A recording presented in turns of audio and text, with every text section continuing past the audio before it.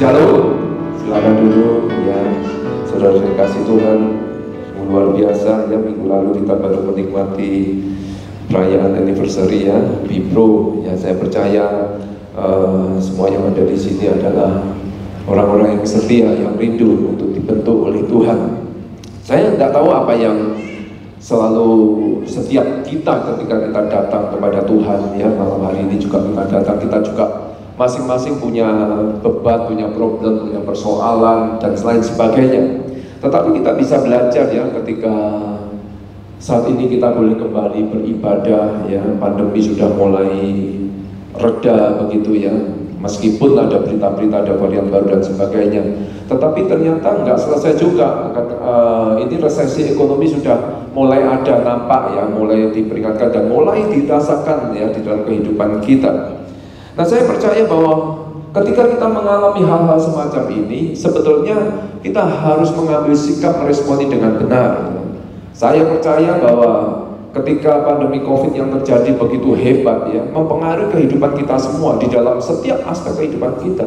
Ketika pertama-tama datang COVID itu, waduh luar biasa, semua kantor tutup dan sebagainya. Banyak orang juga mengalami keluarganya ada yang dipanggil Tuhan ya. Kita pekerjaan, keluarga, semua terpengaruh ya, semua terpengaruh. Dan saya mengambil satu kesimpulan bahwa banyak hal yang Tuhan ingin kerjakan, tetapi dari ketika pandemi terjadi, saya mengambil satu kesimpulan bahwa kita sebagai manusia, kita adalah makhluk yang begitu lemah, makhluk yang begitu terbatas ya, dan tidak ada yang bisa kita banggakan begitu ya. Kita lihat orang-orang kaya tidak berdaya juga, orang yang punya segala nggak berdaya. Siapapun itu yang namanya orang-orang pandai juga nggak bisa menyelesaikan itu begitu sampai berlangsung selama 2 tahun lebih. Dan kita melihat bahwa manusia kita ya utamanya kita semua yang ada di tempat ini, kita harus menyadari bahwa kita ini begitu lemah dan kita hanya Tuhan saja yang bisa kita andalkan dalam kehidupan kita. Amin. Ya. Dan sikap respon inilah yang harus kita miliki, bahwa ketika kita menghadapi segala sesuatu ya, jangan sampai begini ya. Oh, biayanya itu kalau proses itu, ini namanya proses ya. Proses itu kalau kita nggak responnya dengan benar, kita rugi. Kenapa? Karena biayanya begitu mahal ya. Proses itu begitu mahal. Saya ketika saya ngomong ini, saya ingat ya, saya tulis di sini dalam Ulangan 8 ayat 2 sampai 3. Bagaimana Tuhan memproses bangsa Israel selama 40 tahun. Begitu mahal. Sayang kalau mereka tidak menanggapi dan tidak berubah dalam kehidupannya. Ingatlah kepada seluruh perjalanan yang kau lakukan atas kehendak Tuhan Allahmu di padang gurun selama 40 tahun ini, dengan maksud merendahkan hatimu dan mencobai engkau untuk mengetahui apa yang ada di dalam hatimu, yakni apakah engkau berpegang pada perintahnya atau tidak. Jadi perhatikan ayat 3. Ia merendahkan hatimu, membiarkan kau lapar dan memberi kau makan mana yang tidak kau kenal dan yang juga tidak dikenal oleh nenek moyangmu, untuk membuat engkau mengerti bahwa manusia hidup bukan dari roti saja, tetapi manusia hidup dari segala yang diucapkan Tuhan. Banyak alasan ketika kita membaca kisah bangsa Israel, bagaimana mereka berputar-putar di padang gurun. Tetapi Alkitab menuliskan, firman Tuhan ditulis di sini. Untuk apa mereka harus 40 tahun lamanya? Supaya mereka merendah, supaya mereka punya kerendahan hati, supaya mereka tahu bahwa hidup mereka itu bergantung penuh kepada yang namanya firman Tuhan, bergantung penuh kepada Tuhan. Mereka bukan siapa-siapa, mereka tidak mampu melakukan apa-apa. Mereka harus merespon benar, supaya katakan bahwa jadi ia merendahkan hatimu. Nah, hari ini juga Bapak, kita harus belajar untuk memiliki kerendahan hati. Kenapa begitu penting kerendahan hati? Kenapa begitu penting yang namanya kerendahan hati ini? Karena begini, kita harus mengerti bahwa ketika kita dipanggil menjadi orang percaya, ya memang kita menerima anugerah keselamatan itu. Dengan iman kita terima, kita mengerti bahwa bukan dengan perbuatan baik kita diselamatkan. Tetapi itu nggak berhenti di situ. Tuhan punya rencana dalam kehidupan kita. Untuk apa? Supaya hidup kita ini diubahkan bagaimana menjadi serupa dengan Dia. Roma 8 ayat 29 dikatakan demikian. Sebab semua orang yang dipilihnya dari semula, mereka juga ditentukannya dari semula untuk menjadi apa? Serupa dengan gambaran anaknya, supaya ia anaknya itu menjadi yang sulung di antara banyak saudara. Dan untuk bisa diubahkan, satu-satunya jalan adalah ketika kita memiliki yang namanya kerendahan hati, kelemah lembutan hati kita. Itu baru kita bisa dibentuk, bisa diubahkan oleh Tuhan. Itu sebabnya kerendahan hati itu begitu penting. Dalam bahasa Yunani lemah lembut ya, sama kerendahan hati. Dituliskan dengan kata praotes, artinya adalah seseorang yang menyerah dan bergantung penuh kepada Allah sehingga mudah dibentuk. Kerendahan hati.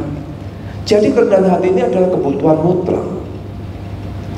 Memang kerendahan hati adalah bukan hanya kunci untuk kita diubahkan, tetapi kerendahan hati adalah juga kunci untuk kita menerima janji-janji Tuhan. Jadi begitu penting. Makanya kerendahan hati ini harus menjadi sasaran di dalam kehidupan kita, menjadi satu tujuan yang harus kita raih di dalam kehidupan kita. Nah, hari ini kita belajar dari apa yang ditulis oleh Paulus di dalam Filipi ya. Filipi 2 ayat 1 sampai 11 mengatakan demikian. Rasul Paulus ini menulis pada jemaat di Filipi bagaimana mereka belajar hidup dengan kerendahan hati ya. Siapa yang percaya bahwa dan mengerti bahwa kerendahan hati harus menjadi tujuan hidup kita? Amin. Ya, kita setuju harus menjadi tujuan hidup kita, menjadi sasaran kita sebagai orang percaya. Hanya melalui inilah kita bisa diubahkan, dibentuk. Jadi karena dalam Kristus ada nasihat, ada penghiburan kasih, ada persetujuan roh, ada kasih mesra dan belas kasihan. Karena itu sempurnakanlah sukacitaku dengan ini. Hendaklah kamu sehati sepikir dalam satu kasih, satu jiwa, satu tujuan, dengan tidak mencari kepentingan sendiri atau puji-pujian yang sia-sia. Sebaliknya hendaklah dengan rendah hati yang seorang menganggap yang lain lebih utama daripada dirinya sendiri. Dan janganlah tiap-tiap orang hanya memperhatikan kepentingannya sendiri, tetapi kepentingan orang lain juga. Hendaklah kamu dalam hidupmu bersama menaruh pikiran dan perasaan yang terdapat juga dalam Kristus Yesus, yang walaupun dalam rupa Allah tidak menganggap kesetaraan dengan Allah itu sebagai milik yang harus dipertahankan. Ya, tadi kita nyanyi ke lagu ya, tidak ada yang kita pertahankan, melainkan telah mengosongkan dirinya sendiri dan mengambil rupa seorang hamba dan menjadi sama dengan manusia.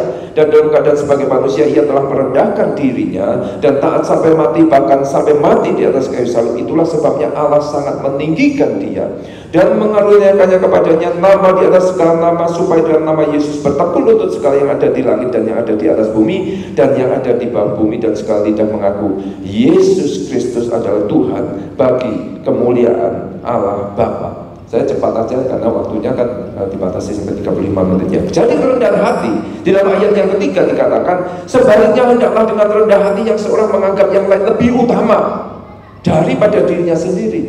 Kerendahan hati artinya begini, kita menganggap orang lain, kita belajar sama-sama setiap kita hidup ini, kita harus punya pikiran, punya hati bahwa orang lain itu lebih utama, itu artinya lebih baik di dalam kehidupan kita. Apa artinya orang lain lebih baik dalam kehidupan kita? Artinya bahwa kita menyadari sebagai orang, kalau ada orang yang lebih baik, berarti kita ini punya kelemahan, punya kekurangan. Sadar kelemahan. Yang namanya orang yang rendah hati, punya kelemah lembutan adalah orang yang selalu menyadari, belajar menyadari kelemahan, kekurangan, dan keterbatasan dirinya. Itu kerendahan hati. Orang baru bisa berubah ketika tahu, sadar bahwa dirinya memang banyak kekurangan, banyak kelemahan. Amin. Kalau kita sudah merasa lebih baik dari orang lain, gak mungkin kita bisa berubah. Kita merasa lebih baik dari teman-teman kita, orang-orang yang melayani, yang melayani kita merasa lebih baik, ya gak bakalan kita akan membiarkan hati kita berubah, diubahkan. Kenapa? Karena kita merasa jauh lebih baik, sudah cukup kita. Tetapi ketika kita selalu menyadari kita kita berarti orang yang mau berubah menjadi lebih baik, mau belajar, mau diajar, mau dikoreksi, mau dikritiki, mau ditegur. Kita terima semua itu. Bahkan orang-orang yang mau belajar dari kesalahan-kesalahan yang dibuat. Makanya kerendahan hati itu selalu membawa pertobatan, tetapi ketinggi hati, kesombongan selalu membawa kejatuhan. Saya selalu ingat ya, karena Tuhan benar-benar berbicara secara langsung di dalam kehidupan saya. Ketika suatu saat Saya dalam mobil dengan istri saya, kita bercakap-cakap tentang hal-hal yang ada di dalam gereja, dan kita mulai memperbincangkan salah seorang hamba Tuhan begitu ya. Dan kami melihat kehidupannya begini, kami cerita. Saya dengan dalam tanda kutip rohaninya saya berkata pada, sudahlah, jangan kita ngomongin orang ya. Yang penting kita ini bersyukur kita tidak seperti dia. Betul? Salah.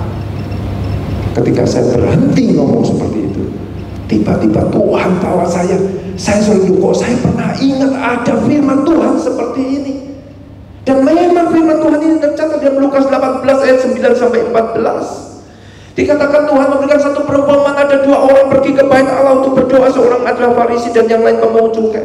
Orang Farisi itu berdiri dan berdoa dalam hatinya, ya Allah, aku mengucap syukur kepadamu karena aku tidak sama dengan orang yang lain. Tidak sama seperti semua orang yang lain, bukan perampok, bukan orang lalim, bukan pezina, bukan juga seperti pemungut cukai ini. Aku berpuasa 2 kali seminggu, aku memberikan 1/10 dari penghasilanku. Tetapi pemungut cukai itu berdiri jauh-jauh, bahkan ia tidak berani menengadah ke langit, melainkan ia memukul dirinya dan berkata, ya Allah, kasihanilah aku, orang berdosa ini. Ada dua perbedaan.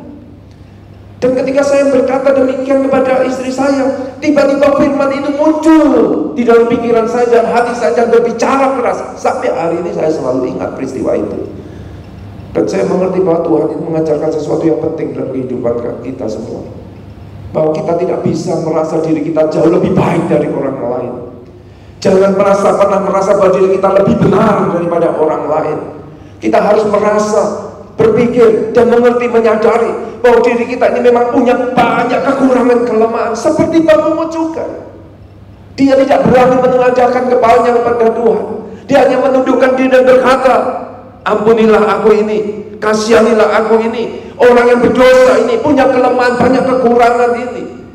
Dan ini yang dilakukan dan dikatakan bahwa di dalam Lukas 18 ayat 14, aku berkata kepadamu, orang ini pulang ke rumahnya sebagai orang yang dibenarkan Allah, dan orang lain yaitu Farisi itu tidak. Sebab barang siapa meninggikan diri, ia akan direndahkan, dan barang siapa merendahkan diri, ia akan ditinggikan. Ketika kita menyadari kelemahan kekurangan kita, dengan kata lain kita juga bisa belajar untuk apa? Untuk menerima kelemahan orang lain, kekurangan. Kita juga harus belajar apa? Menghormati, menghargai, bukan hanya menghakimi, melihat kekurangannya, tetapi kita bisa menghormati, menghargai, bisa menerima perhatian, bahkan bisa melihat kelebihan orang lain. Ya, kebiasaan ya di dalam kehidupan kita, bukan di luar sana, di gereja juga sama ya. Bahkan seringkali bahwa kebiasaan yang ada dalam kehidupan kita ini adalah apa? Ya, mungkin tanpa sadar ya, kita ini selalu melihat kekurangan dari teman kita, kekurangan dari orang-orang yang ada di sekitar kita. Sesama pelayan Tuhan kita juga melihat banyak kekurangan. Kita jarang sekali melihat kelebihannya. Semua orang pasti punya sisi buruk. Itu sebabnya kita belajar menerima kelemahan kekurangan orang lain, tetapi kita juga belajar menghargai. Kita juga belajar, kenapa? Karena kita juga banyak kekurangan. Bahkan kita jauh lebih buruk, mereka jauh lebih baik dalam kehidupan kita. Itu membuat kita ini selalu menghargai dan tidak menghakimi, tidak membicarakan kelemahan orang lain, kekurangan orang lain, kesalahan yang mereka berbuat.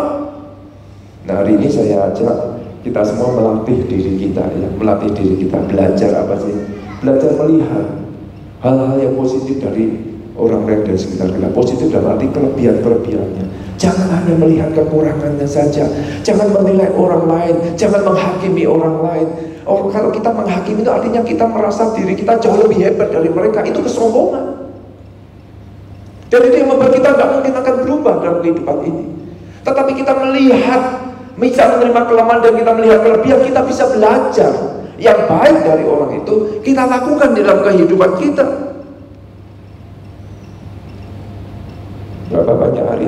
kita melihat orang-orang percaya saling menghakimi satu dengan yang lain, merasa dirinya paling benar, merasa dirinya paling hebat, merasa dirinya sudah yang paling baik dan sebagainya. Gereja-gereja juga sama, merasa dirinya yang paling hebat, menyalahkan yang satu, menyalahkan yang lain. Semua terjadi begitu. Mari kita kembangkan sikap saling menghargai, jangan saling menghakimi, bahkan berani memberikan pengakuan kepada orang-orang yang memang memiliki hal-hal yang bisa kita contoh dalam kehidupan ini. Saya percaya kalau kita bisa melakukan ini, hidup kita ini penuh dengan damai, penuh dengan sukacita.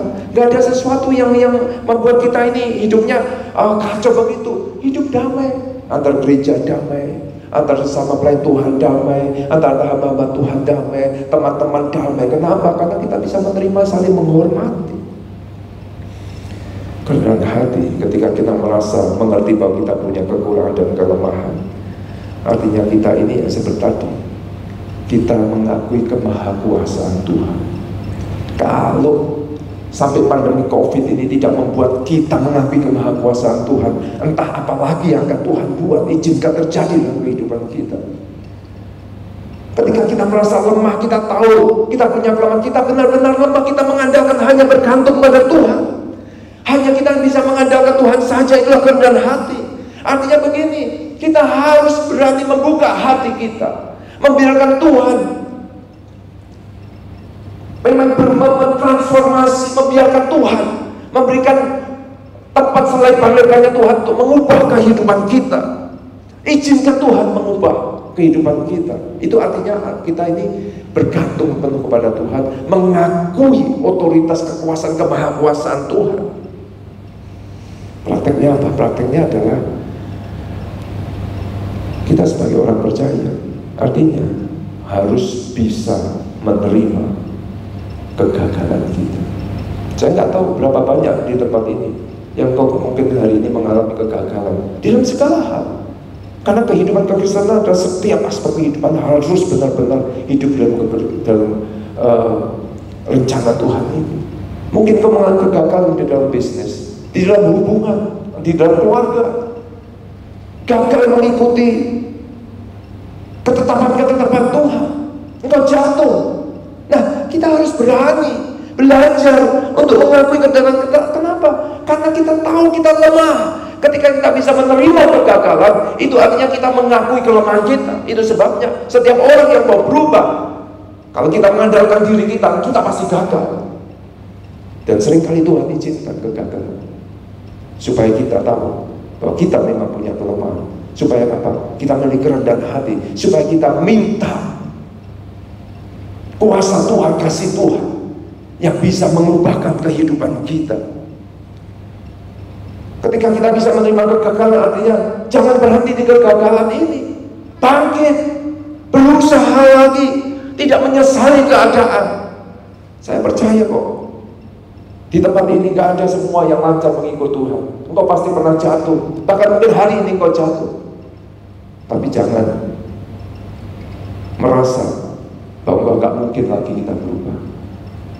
Karena memang dengan diri kita tidak bisa berubah. Tetapi ketika kita punya kerendahan hati, tahu kelemahan kekurangan kita, dan kita mulai bergantung mengandalkan Tuhan, maka Tuhan sanggup mengubah kehidupan kita yang gagal menjadi kemenangan bagi kita. Amin. Terima, kita bisa menerima, tapi kita perbaiki kehidupan kita sehingga kita selalu bergantung kepada Tuhan. Nah, dari Filipi ini kita belajar yang pertama tadi adalah menyadari kelemahan dan kekurangan kita. Karena kita harus menganggap orang lain lebih baik dari kita, artinya kita tahu bahwa kita punya kelemahan. Yang kedua yang ingin saya sampaikan adalah bahwa belajar hidup dalam kerendahan hati itu artinya belajar mau menanggalkan ego, keakuan kita. Ayat 3 dikatakan Filipi tadi, dengan tidak mencari kepentingan sendiri atau puji-pujian yang sia-sia. Ayat 4, dan janganlah tiap-tiap orang hanya memperhatikan kepentingannya sendiri, tetapi kepentingan orang lain juga. Ego itu bertolak belakang dengan kasih. Menjadi serupa dengan Kristus artinya hidup kita harus hidup dalam kasih. Karena Yesus Allah adalah kasih. Itu sebabnya ego, keakuan ini harus terus-menerus diusahakan ditanggalkan dalam kehidupan kita. Orang yang hidupnya punya kerendahan itu belajar begini. Apa yang kita lakukan itu bukan mencari apa sih, atau membutuhkan pengakuan begitu. Ya. Ego itu pengakuan. Ego itu mencari apa? Dihormati, diakui, dipuji. Nah itu ego. Jadi ketika kita melakukan sesuatu, kita ini kalau kita belajar untuk tidak memperdulikan itu, ya, tidak memperdulikan pujian, pengakuan, penghormatan, itu kita belajar untuk memiliki kerendahan hati. Siapa yang senang kalau melakukan sesuatu? Misalnya kemarin ada acara dan sebagainya, kemudian wah luar biasa kamu, hebat, karena kamu semuanya sukses lancar. Yang senang siapa? Jujur kalau dipuji gitu senang gak? Tapi kalau kita ini, apa itu pelajaran kok kayak gitu? Kira-kira marah? Marah, tersinggung. Tapi kita harus belajar memiliki kerendahan hati. Artinya gini, kalau kita berhasil melakukan sesuatu, kita tahu bahwa itu semua karena Tuhan. Sehingga ketika kita dipuji, ya kita tahu bahwa pujian itu hanya untuk Tuhan. Dan ketika kita dicela, kita juga gak merasa apa-apa, karena kita melakukannya dengan kita memang lemah, kita memang banyak kekurangan. Jadi kalau gagal pun itu normal saja. Kalau tidak bisa memuaskan orang, gak apa-apa, aku akan perbaiki. Aku gak butuh diakui, gak butuh dipuji. Sehingga pujian ataupun tidak mempengaruhi kehidupan kita. Amin. Contohnya, seringkali contoh ini dibawa oleh Bapak Tuhan. Ketika Yesus masuk di Yerusalem, dia datang naik apa? Keledai kan? Di Yesus dilulukan, ya. Itu jalanan diberikan daun-daun itu semua, sehingga keledai itu jalan di atas daun. Dia dihormati, disanjung-sanjung. Yang disanjung keledainya atau Yesusnya? Halo.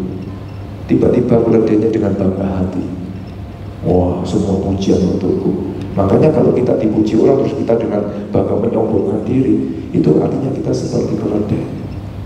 Harusnya Yesus yang ditinggikan, bukan kita. Amin. Bukan kita, harusnya Yesus yang menerima pujian. Jadi semua pujian itu hanya untuk Tuhan. Nah sebaliknya ini sebagai koreksi dalam kehidupan kita. Ketika kita tidak bisa melepaskan ego kita, maka kita akan menjadi orang-orang ketika kita butuh pengakuan dalam hidup ini, butuh dihormati, butuh pujian dalam kehidupan ini, maka kita akan terikat dengan dunia. Kenapa? Karena itulah cara kerja dunia. Cara kerja dunia itu sederhana, memuaskan ego manusia. Makanya firman Tuhan katakan demikian 1 Yohanes 2 ayat 16. Sebab semua yang ada di dalam dunia, yaitu keinginan daging, keinginan mata, serta keangkuhan hidup, bukanlah berasal dari Bapa, melainkan dari dunia. Dunia memberikan pengakuan kepada siapa? Orang-orang yang punya kedudukan, orang-orang kaya. Mereka memberikan penghormatan kepada orang-orang yang memiliki popularitas. Ini cara kerja dunia. Dunia selalu memanjakan mereka semua. Mereka bisa memuaskan, mendapatkan apa yang diingini, itulah dunia. Dan ini selalu kalau orang tidak bisa melepaskan ego, itu mereka menjadi keterikatan di situ. Mengikat, mereka terikat dengan dunia. Dan itu yang akhirnya dikejar-kejar. Makanya namanya orang yang mau berubah, diubahkan oleh Tuhan, harus bisa melepaskan ego. Harus belajar melepaskan egonya. Banyak orang hari-hari terikat dengan materi, barang mewah. Supaya apa? Untuk membutuhkan. Nggak salah kita pakai barang bagus, barang mewah. Kalau kita mampu beli, nggak salah. Yang salah adalah ketika kita mengejar pengakuan orang, itu yang salah. Ketika kita ingin dihormati dengan apa yang kita pakai, apa yang kita tunjukkan, apa yang kita punya, itu yang salah. Kalau kita membutuhkan pengakuan, Kalau kita memiliki segala sesuatu itu nggak masalah, itu berkat Tuhan. Memang Tuhan ingin memberkati kehidupan kita. Tapi kalau kita menginginkan penghormatan, pengakuan, pujian melalui hal-hal itu, nah itu supaya kita disanjung, itulah namanya ego.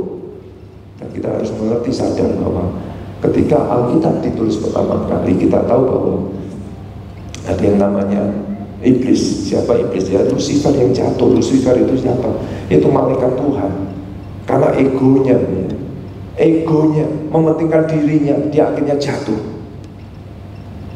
Nah, makanya hari-hari ini kalau namanya aplikasi Instagram, Facebook, ya macam-macam ya, sekarang banyak hal yang macam-macam. Itu begitu luar biasa berkembangnya. Kenapa? Karena cara kerjanya dari ego ini. Ketika kita butuh pengakuan, gampang. Mereka menyediakan sarananya. Kita tinggal bikin ini diposting begitu ya. Ketika kita melayani, kita posting ya. Ketika kita melakukan sesuatu, kita posting. Cepat popularitasnya, gampang melakukan segala sesuatu. Dan dunia membuat semua itu ya. Update status, jalan-jalan ke luar negeri. Kalau makan yang biasa nggak diupdate, ketika makan yang mewah-mewah, difoto, di posting dan sebagainya, supaya apa? Diakui, menonjolkan diri, menunjukkan pelayanannya, menunjukkan kehebatannya, menunjukkan ini luar biasa. Saya melihat banyak. Oh, terima kasih Tuhan, pelayanan hari ini benar-benar hadirat Tuhan dirasakan semua. Kan bisa menjadi berkat bagi banyak orang. Terima kasih Tuhan, posting. Tuh, kalau itu untuk kemuliaan Tuhan, tanda tanya ya Bapak Ibu. Siapa yang yakin itu untuk kemuliaan Tuhan? Halo? Belum tentu. Kalau memang itu ditujukan kepada Tuhan, nggak masalah. Tapi sebagian besar itu supaya kita diakui. Ini loh, aku bisa pelayanan seperti ini, aku bisa melakukan ini, aku dipakai Tuhan, aku diurapi Tuhan, dan sebagainya dan sebagainya. Makanya ada istilah namanya apa? Narsis. Tahu asal usulnya sejarahnya narsis? Saya pengen tahu, coba minta. Gak tahu ya? Narsis itu memang dari bahasa Inggrisnya narsisisme ya, itu adalah perasaan cinta terhadap diri sendiri, ego ini ya. Perasaan cinta ini sebetulnya ya saya browsing aja ya, saya lihat narsis itu apa sih. Orang kalau namanya narsis suka menonjolkan diri karena cinta, mengagumi dirinya sendiri, itu berbicara mengenai ego begitu ya. Ya ini dari mitologi Yunani memang ada namanya Narsisus, itu seorang yang begitu tampannya sampai dia sendiri begitu mengagumi ketampanannya sehingga dia suka mengaca begitu ya. Kalau dulu mungkin gak ada kaca di danau begitu, di air yang bening, dia selalu melihat begitu ya, wajahnya tampan, dikagumi sendiri, mengagumi sendiri, mencintai dirinya sendiri, sampai suatu saat karena saking kagumnya dengan dirinya sendiri, dia ingin pegang wajahnya, masuk, ini mitologinya, kecemplunglah dia dan mati di sana. Kemudian muncul bunga yang dinamakan, bunganya itu dianggap sebagai apa namanya, penjelmaan dari Narsisus itu yang disebut narsis. Nah, ini yang disebut cinta diri. Dunia menjadikan manusia menjadi narsis. Padahal Yesus mengajarkan kita untuk apa? Kenosis. Amin. Apa itu kenosis? Menanggalkan segalanya. Menanggalkan segalanya. Hendaklah kamu dalam hidupmu bersama menaruh pikiran dan perasaan yang terdapat juga dalam Kristus Yesus, yang walaupun dalam rupa Allah tidak menganggap kesetaraan dengan Allah itu sebagai milik yang harus dipertahankan, melainkan telah mengosongkan dirinya. Inilah kenosis. Dunia mengajarkan kita narsis, mencintai diri sendiri, mendapatkan sesuatu untuk diri kita, mendapatkan pujian dan pengakuan. Tetapi Yesus mengajarkan kerendahan hati yang namanya kenosis, mengosongkan dirinya. Dia katakan bahwa walaupun dalam rupa Allah tidak menganggap kesetaraan dengan Allah sebagai milik yang harus dipertahankan, melainkan telah mengosongkan dirinya sendiri dan mengambil rupa seorang hamba dan menjadi sama dengan manusia. Menanggalkan ego juga berbicara mengenai melepaskan status dan hak kita. Apa sih hak dan status ini? Ya aplikasinya adalah kalau kita ini orang suka gengsi, namanya status itu kan kita ngomong soal gengsi. Kenapa sih masalah persoalan itu susah untuk diselesaikan kadang-kadang? Karena kita gengsi untuk merendahkan diri kita, merendahkan hati kita untuk apa? Mengakui kesalahan. Dalam keluarga sederhana, kalau ada salah satu yang mau mengakui kesalahannya pasti masalah selesai. Di dalam persekutuan sama, ketika salah satu mau mengakui kesalahannya, ya itu pasti selesai. Dan aplikasinya adalah itu, kita belajar. Kalau salah harus berani mengakui kesalahan itu kerendahan hati. Banyak orang gengsi, apalagi punya posisi tinggi dengan anak buah, susah untuk minta maaf, gengsi. Melepaskan ego berarti melepaskan ini hak kita, status kita, gengsi kita, mengambil inisiatif terlebih dahulu untuk berdamai kalaupun ada perselisihan dan meminta maaf terlebih dahulu. Itulah yang namanya kerendahan hati. Melepaskan hak kita itu artinya kita juga harus bisa belajar mengampuni. Mengampuni itu kerendahan hati. Kenapa? Oh kita nggak salah kok. Mereka menyakiti hati kita, mereka melakukan. Nah, kita harus berani melepaskan hak kita. Makanya firman Tuhan selalu katakan, kalau kau ditampar pipimu, ya saya catat di mana ya? Matius 5 ayat 39. Siapapun yang menampar pipi kananmu, berilah juga kepadanya pipi kirimu. Bukan berarti kita ditampar, nyoh gitu ya, enggak. Itu berbicara mengenai hak, hak untuk membalas. Orang ditampar itu berhak untuk membalas. Tapi firman Tuhan ajarkan, kalau kau ditampar, jangan balas. Berikan pengampunan, berikan pipi kirimu lagi. Nah, ini belajar. Kalau kita memiliki kerendahan hati, ini yang kita belajar supaya kita memiliki kerendahan hati. Harus belajar seperti ini. Hari ini mungkin punya orang-orang yang menyakiti, belajar memberikan pengampunan. Siapa yang hari ini disakiti? Gak ada semua. Jangan-jangan kalian yang menyakiti orang.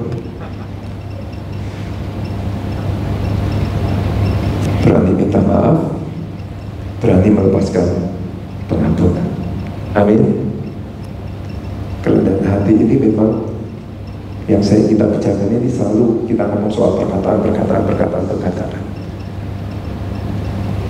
Dan mungkin kita juga bisa melakukan itu semua. Oh, mengampuni, ya sudah, datang, aku sudah mengampuni. Oh, enggak bisa hanya keluar, tapi harus dari dalam hati. Harus dari dalam hati. Meminta maaf pun harus dari dalam hati. Bukan sekedar lip service, bukan sekedar supaya beres, ya sudahlah aku minta maaf. Enggak, harus dari hati. Harus benar-benar kita belajar keluar dari hati. Itu namanya kerendahan hati. Yang terakhir, ya, yang pertama menyadari kekurangan kelemahan kita. Yang kedua, melepaskan ego kita harus belajar seperti itu. Saya sudah sampaikan apa yang menjadi aplikasinya. Dan yang ketiga adalah, yang terakhir yang saya sampaikan adalah belajar untuk melayani, menjadi hamba, ya. Dan dalam keadaan sebagai manusia kita merendahkan dirinya dan taat sampai mati, bahkan sampai mati di kayu salib. Itu sebabnya Allah sangat meninggikan dia dan mengaruniakan kepadanya nama di atas segala nama, supaya segala dalam nama Yesus bertekuk lutut segala yang ada di langit dan yang ada di atas bumi dan yang ada di bawah bumi, dan segala lidah mengaku Yesus Kristus adalah Tuhan, bagi kemuliaan Allah Bapa. Untuk memiliki kerendahan hati supaya kita bisa diubahkan Tuhan, harus belajar memiliki kerelaan hati untuk menjadi hamba, melayani orang lain, menjadi hamba bagi orang lain. Jangan ngomong kita menjadi hambanya Tuhan. Setiap orang yang hubungannya dengan Tuhan harus bisa ditunjukkan dengan kepada sesama kita. Kita ngomong kasih kita kepada Tuhan, kita tunjukkan dengan apa? Firman Tuhan kata, oh nggak mungkin kau mengasihi Tuhan yang tidak kelihatan kalau engkau tidak mengasihi saudaramu. Dan mungkin kita bisa menjadi hambanya Tuhan kalau kita tidak menjadi hamba bagi sesama kita. Dan mungkin kita bisa rendah memiliki rendah hati di hadapan Tuhan kalau kita tidak memiliki rendah hati di hadapan sesama kita. Nah, ini yang harus kita belajar melakukannya. Menjadi hamba itu apa sih? Ya melayani. Melayani. Melakukan segala sesuatu bukan untuk diri kita, ya. tetapi untuk Tuhan kita. Artinya sederhana sekali, belajar taat akan firman Tuhan. Mungkin segala sesuatu nggak sesuai dengan apa yang kita inginkan. Firman Tuhan inginkan apa, yaitu yang kita kerjakan, lakukan. Berilah. Mungkin kita dalam keadaan kekurangan, tetapi kalau ada orang yang datang, firman Tuhan katakan, kalau ada orang yang datang dan kau mampu memberi, beri. Jangan pernah kau menolak mereka.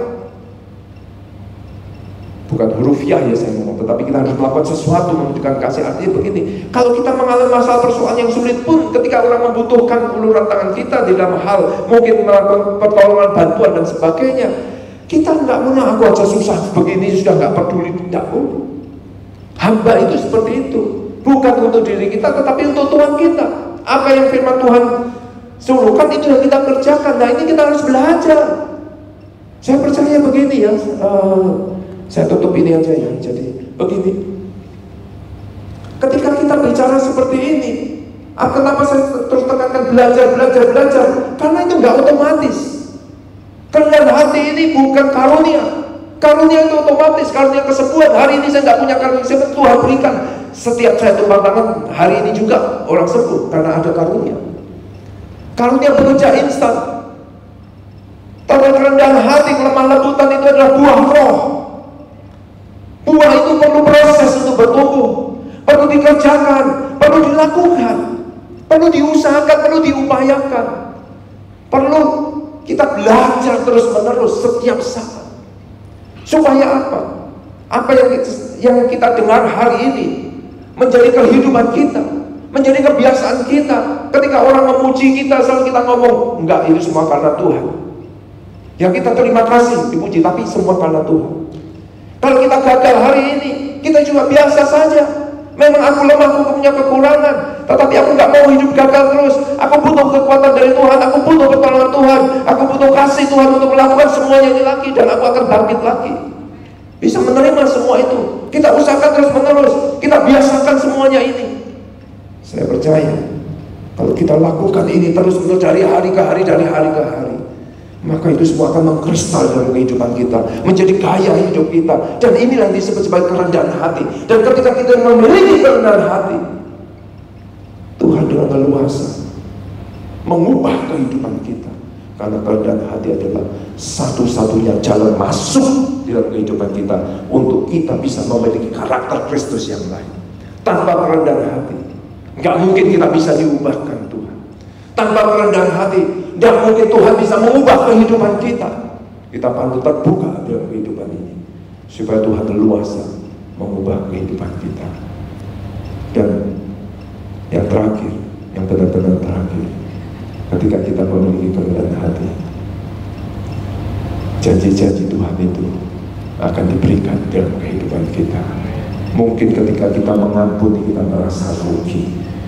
Ketika kita meminta maaf, kita mungkin merasa menderita. Ketika kita mungkin dikerjai orang dan kita tetap aja melakukan yang terbaik bagi kita. Mungkin kita berkorban, kita melayani menjadi hamba, kita merasa rugi. Tetapi sesungguhnya ketika kita memiliki kerendahan hati, firman Tuhan, saya undang pemain musik untuk kembali, dikatakan demikian. Tetapi orang-orang yang rendah hati, di dalam Mazmur 37 ayat 11, tetapi orang-orang yang rendah hati akan mewarisi negeri dan bergembira karena kesejahteraan yang berlimpah-limpah. Saya percaya ke depan ada krisis, dan itu mungkin tidak bisa dihindari. Seluruh dunia akan mengalami namanya krisis. Tetapi ketika kita mengikuti firman Tuhan, memiliki kerendahan hati dalam kehidupan kita, sepertinya mungkin apa yang kita lakukan gak ada hasilnya, tapi firman Tuhan menjamin orang-orang yang rendah hati, yang namanya mewarisi negeri itu, artinya engkau akan mendapatkan berkat yang luar biasa dalam kehidupanmu. Setiap apa yang dijanjikan Tuhan pasti akan digenapi dalam hidupmu. Yang percaya sama-sama katakan